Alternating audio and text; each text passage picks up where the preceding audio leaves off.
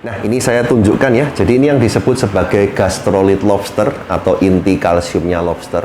Banyak orang sering bilang ini seperti mustikanya lobster air tawar. Ini setelah sudah masuk 2024 itu mereka berani bayar lebih, bahkan sampai 20 juta per kilonya. Gitu. Per setengah kilo, sorry, bukan per kilonya. Gitu. Iya.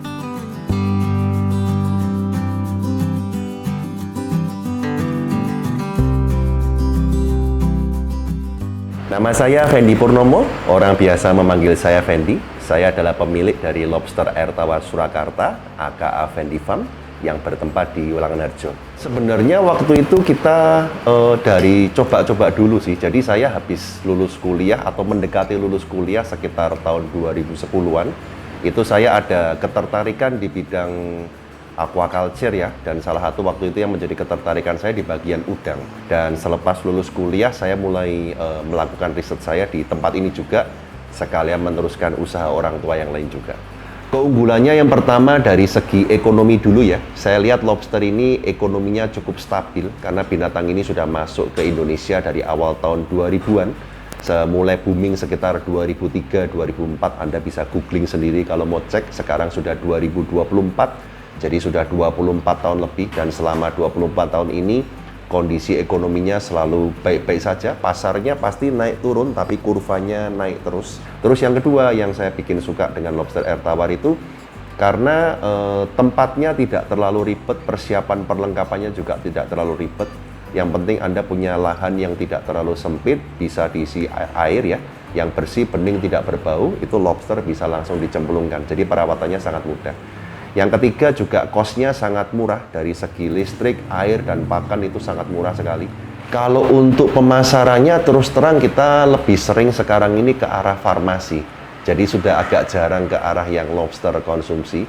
Soalnya ini mungkin nanti saya bisa tunjukkan contohnya ya, karena kita nggak bahas di sini. Jadi yang sekarang ini kita ambil dan budidayakan itu adalah isi dari inti kalsiumnya lobster yang kita sebut sebagai gastrolith.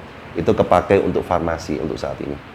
Gitu. Jadi kita lebih ke arah situ. Kalau dulunya kita ke resto-resto, terus ke pasar seafood, ke supermarket, dan seterusnya. Nah, ini saya tunjukkan ya. Jadi ini yang disebut sebagai gastrolith lobster atau inti kalsiumnya lobster. Banyak orang sering bilang ini seperti mustikanya lobster air tawar. Ini sangat unik sekali. Jadi pada intinya lobster itu ketika badannya sudah mulai membesar karena makan banyak ya, sudah mulai gemuk, otomatis cangkangnya dia nggak cukup. Nah, ketika cangkangnya nggak cukup, itu dia harus ganti kulit dulu. Nah, kulitnya keras ya, karena kulitnya keras ini kan dia bakalan susah copotnya. Makanya di dalam badannya itu dia punya hormon yang disebut hormon ekdaisis. Nah, hormon ekdaisis ini cara kerjanya dia membantu lobster menyerap kalsium yang ada di kulitnya itu. Dan kalsiumnya setelah diserap itu dibentuk endapan seperti ini di dekat otaknya. Satu ekor lobster dia memiliki 2 endapan kalsium seperti ini hanya ketika dia mau molting. Nah, setelah endapan ini terbentuk, barulah dia bisa copot, dan ketika dia copot, badannya pasti masih lembek karena kan nggak ada kalsium yang mengeraskan badannya. Nah, ini dipakai lagi untuk mengeraskan kembali badannya. Nah, ini sekarang yang menjadi produk utama kita. Jadi saya lebih ke arah sini. Karena ini sekarang sedang dipakai untuk penelitian di negara-negara Amerika bagian selatan, tenggara, dan timur juga, bahkan sebentar lagi di utara juga. Itu untuk penelitian penyembuhan penyakit saraf yang lebih dikhususkan ke arah degenerative disease. Jadi saya nggak tahu terus terang diapakan, cuman waktu itu kita diminta sampel beberapa, kita sempat trial beberapa kali sampai akhirnya cocok, dan seterusnya ya kita lebih fokus ke sini. Cuman ya ini sayangnya harus dipanen ketika lobsternya dalam kondisi hidup.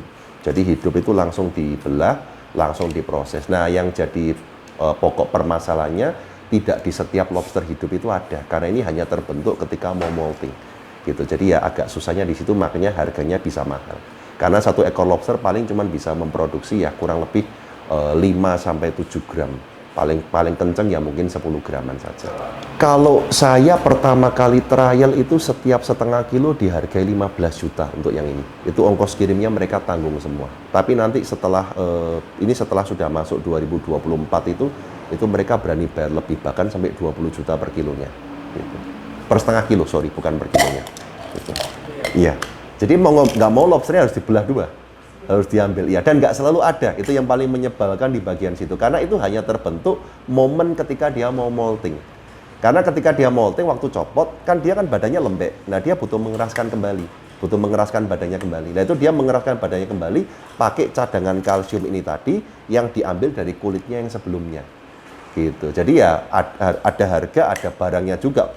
Lobsternya juga harus banyak sekali yang dikorbankan untuk bisa ekstrak biji putihnya itu tadi.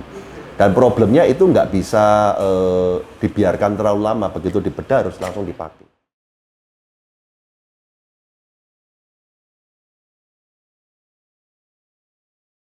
Sebenarnya cukup simpel, itulah salah satu alasan kenapa saya memilih budidaya lobster. Jadi pada intinya kita tinggal menyiapkan lobster yang berkelamin jantan dan berkelamin betina, di mana rata-rata rasionya itu antara 3:5, jantannya 3, betinanya 5, atau mungkin kalau mau 1:1 juga boleh, jantan 5 atau betina 5 dan berlaku kelipatannya.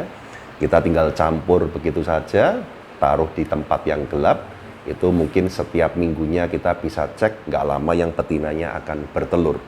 Nah, kemudian setelah betinanya bertelur, kita bisa kuras habis kolamnya. Kita ambil betina yang bertelur, kita taruh di tempat pembesaran atau kolam pembesaran, dan biasanya kalau saya biarkan di situ sampai menetas beserta dengan anak-anaknya.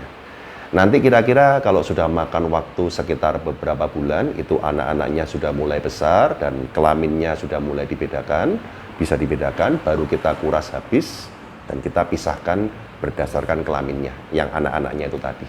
Nah, dari situ kita tinggal nunggu sampai dia siap dipanen. Rata-rata pemanenannya makan waktu sekitar 6 atau 7 bulan. Itu terhitung dari anak-anaknya lahir. Persiapannya Anda harus memiliki lahan yang memadai dulu. Tentunya ada dinding, lantainya sudah di floor, dan ada atap supaya air hujan tidak masuk. Terus kemudian setelah ada dinding, atap, dan lantai yang memadai, baru tinggal menentukan Anda lebih prefer ke arah kolam yang semen atau yang bertingkat. Soalnya bisa bermacam-macam kolamnya. Kalau untuk kualifikasi pengairan itu biasanya kita yang standar-standar aja tidak masalah. Biasanya kalau dari visual dan penciuman itu kita cari air yang bersih, bening, dan tidak berbau. Tapi kalau mau sampai ke parameternya ya itu disarankan pH-nya sekitar 7-9, TDS-nya tidak lebih dari 300 ml per 300 mg TDS-nya. Terus kemudian kalau suhunya ya suhu ruangan lah rata-rata. Kalau itu terus terang bervariasi, bisa dari belasan per meter persegi sampai puluhan bahkan ratusan pun bisa. Itu tergantung dari kita mau arahnya kemana. Kalau kita sedang mengawinkan lobster ya itu jangan terlalu banyak. Kurang lebih ya per meter persegi saya biasa taruh mau 40 sampai 50 bisa. Tapi nanti setelah ditelurkan dia harus lebih sedikit karena namanya aja lobster gendong telur kan sudah bawa ratusan ekor anak, jadi per meter persegi nggak bisa terlalu banyak. Kalau kita cuma pakai satu jenis aja dari awal lahir sampai besar itu kita cuma pakai pelet aja. Justru kalau kita berikan berbagai macam pakan itu nanti malah lobsternya tidak bisa fokus. Karena lobster ini supaya bisa bertumbuh dengan baik, pertama dia butuh protein untuk pertumbuhan. Kedua, dia butuh fiber itu nanti untuk ganti kulitnya supaya lancar. Kalau protein banyak terdapat di daging, fiber banyak terdapat di sayuran. Dan kemudian yang ketiga, dia butuh sejenis kayak multivitamin, supaya dia tidak gampang terserang penyakit. Biasanya banyak terdapat di probiotik. Nah, problemnya kalau ketiga-tiganya ini kita berikan ke lobster, dari daging, sayuran, dan vitamin, yang dimakan cenderung cuma dagingnya saja. Dan tidak dengan proporsi yang seimbang juga. Itulah kalau menurut saya pribadi, jauh lebih tepat kalau itu semua kita oplos jadi satu, jadi pelet gitu. Dan kalau kita kasih pelet itu sebenarnya juga sangat mengurangi kanibalismenya juga karena lobster ini cenderung kanibal, sehingga disarankan kalau bisa ya arahnya ke pelet supaya dia nggak terbiasa makan daging.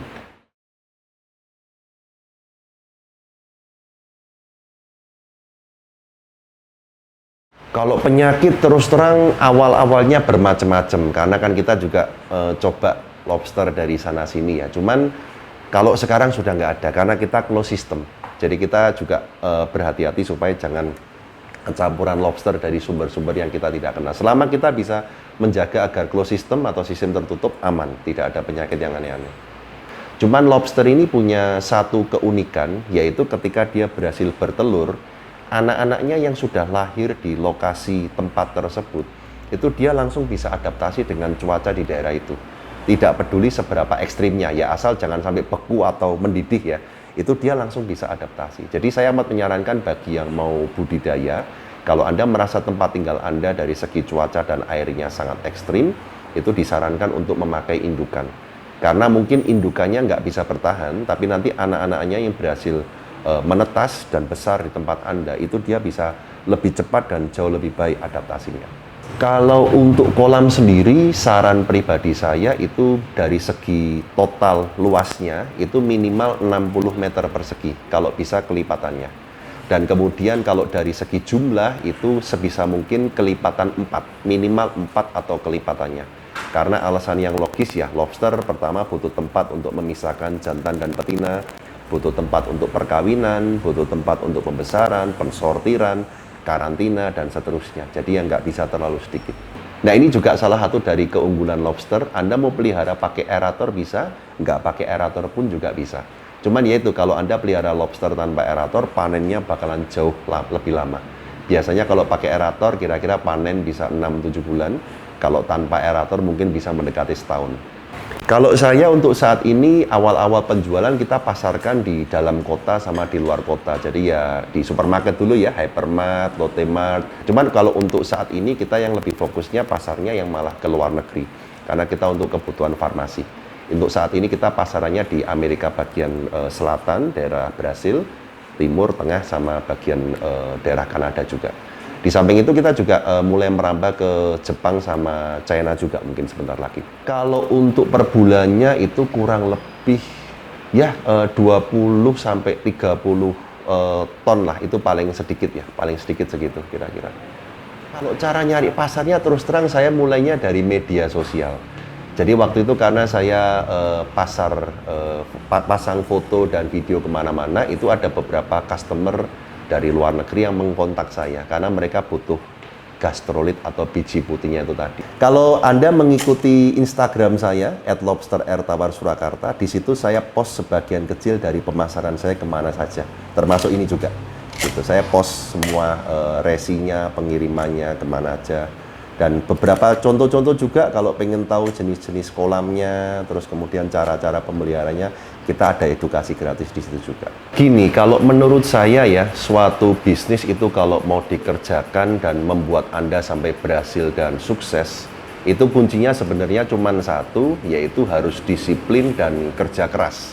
Dimana disiplin dan kerja kerasnya itu kalau menurut saya wajib sampai ke taraf mania. Nah, ada dua jalan. Anda mau disiplin dan kerja keras dengan cara yang Anda sukai atau dengan cara yang tidak Anda sukai, dengan kata lain keterpaksaan.